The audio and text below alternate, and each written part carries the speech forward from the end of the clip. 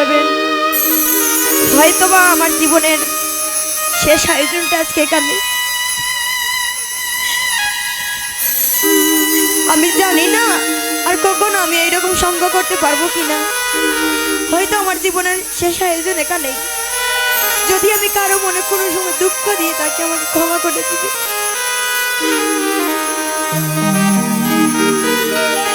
আমি এই রাধিকা দামচিমকে অনেক মিস করবো।